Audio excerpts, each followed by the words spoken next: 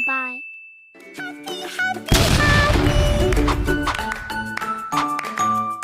Ditonton sampai selesai ya. Saya Audrey, yang di sini saya akan menjelaskan tentang fungsi dan sifat-sifat fungsi. Yang fungsi sendiri adalah relasi yang menghubungkan elemen himpunan pertama secara tunggal pada elemen himpunan yang lain, yang artinya fungsi tidak akan pernah memiliki dua pasangan yang terdiri dari elemen pertama yang sama. Nah, sifat-sifat fungsi ini terdiri dari tiga fungsi. Yang pertama, fungsi injektif, subjektif, dan bijektif. Yang pertama adalah fungsi injektif. Fungsi injektif adalah fungsi di mana domain tidak akan pernah menunjuk pada kodomain yang sama. Artinya, setiap elemen pada himpunan A berrelasi dengan elemen himpunan B yang berbeda-beda. Suatu elemen A berpasangan dengan satu elemen B dan tidak ada elemen yang memiliki pasangan sama. Dalam fungsi ini, elemen himpunan B tidak dapat berpasangan dengan elemen A. Yang kedua adalah fungsi subjektif, di mana fungsi subjektif sendiri adalah fungsi konton, yang fungsi daerah hasilnya range sama dengan kodomainnya. Misalnya suatu fungsi himpunan A sama dengan B, maka setiap elemen B memiliki relasi dengan elemen A tanpa ada satupun elemen di B yang tidak berpasangan. Satu elemen B dapat berpasangan dengan satu atau lebih dari elemen A, maka range fungsi subjektif dapat dituliskan sebagai A, F, A sama dengan B.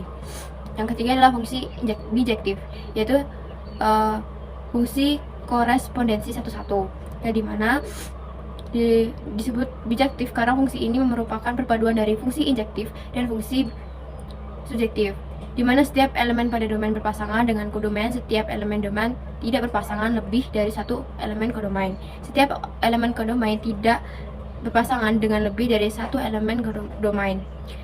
Range-nya adalah kodomainnya dan tidak ada satupun elemen yang tertinggal. Artinya, fungsi bijektif menghubungkan setiap elemen dalam kedua himpunan. Maka fungsi bijektif dapat dinyatakan dengan F dalam kurung A sama dengan B. Kasih. Sifat yang kedua yaitu mencari rangka, diagram pasangan berurutan, dan diagram kartesius untuk menentukan ini injektif, surjektif, dan bijektif. Nah, yang pertama, mencari rangka atau range. Range adalah himpunan nilai keluaran dari fungsi surjektif. Jika range sama dengan kodomain, maka fungsi surjektif, setiap elemen di kodomain memiliki minimal satu pasangan dari domain.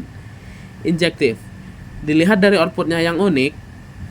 Untuk setiap input, tidak ada dua input yang berbeda yang punya output sama. Selanjutnya bijektif. Fungsi injektif dan surjektif sekaligus jadi range sama dengan kodomain dan tidak ada output yang double. Yang kedua ada diagram panah atau pasangan berurutan. Pasangan berurutan berbentuk A, B menunjukkan bahwa fungsi memetakan A ke B. Injektif. Tidak boleh ada dua panah dari domain berbeda menuju elemen kodomain yang sama. Contoh, 1A, 2A. Bukan injektif karena 1 dan 2 menuju ke A. Surjektif. Semua elemen di kodomain terhubung oleh panah dari domain. Bijektif. Setiap elemen di domain punya satu pasangan unik di kodomain dan semua elemen di kodomain terpakai tepat satu kali. Lalu yang terakhir atau yang ketiga, diagram kartesius merupakan representasi grafis dari bidang XY. Injektif. Lulus uji garis horizontal. Garis horizontal tidak boleh memotong grafik lebih dari satu kali. Surjektif.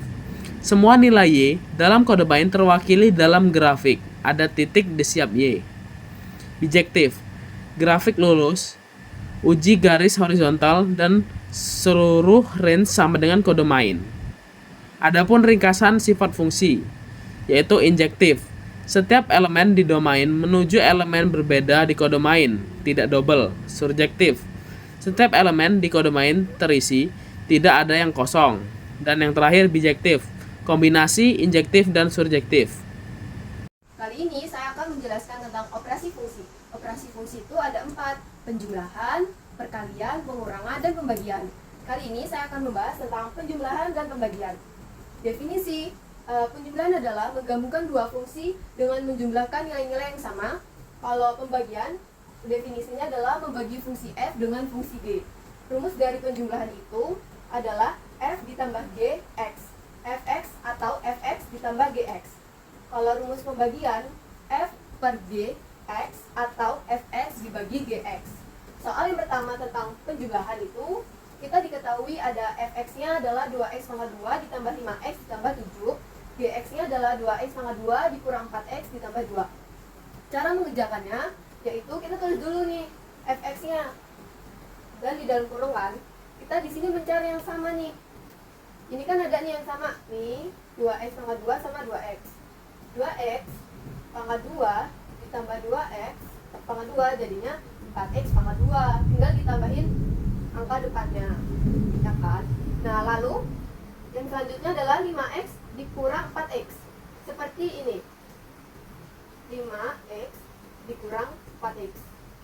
Ini kan hasilnya adalah 1x kan? Tapi kita tidak harus menuliskan satunya, tapi kita harus menuliskan langsung x-nya saja. Terus selanjutnya adalah plus 7 ditambah plus 2. Hasilnya plus 9. Nah, soal yang kedua itu ada pembagiannya ya. Ada x kuadrat dikurang 9 x pangkat x tambah 3. Nah, ibaratnya kalau misalnya kita bingung mengerjakan ini kayak mana ya, kok ini ada pangkatnya, di sini nggak ada pangkatnya nih, bagaimana nih caranya? Kita tulis dulu nih soalnya x pangkat 2. 9 itu diibaratkan dengan 3 pangkat 2. 3 pangkat 2 itu kan sama dengan 9 kan, sama saja kan berarti. Dah, kita lalu menulis x pangkat 2 dikurang 3 pangkat 2 per x plus 3. Nah, kalau gini kan udah enak nih, udah sama ada kuadratnya. Nah, ini kan diibaratkan dengan x pangkat 2 x dikurang 3 sama x ditambah 3 kan. Nah, di sini lalu per x ditambah 3. Di sini mana nih tandanya yang sama? Tanda yang sama itu adalah yang atas sama yang bawah nih. Ditambah sama ditambah kita coret. Nah, hasilnya adalah ini, x dikurang 3. Semoga membantu jawabannya. Fadila, di sini saya akan menjelaskan tentang operasi aljabar bagian pengurangan dan perkalian. Berikut cara pengerjaan atau cara menghitung operasi aljabar pengurangan dan perkalian.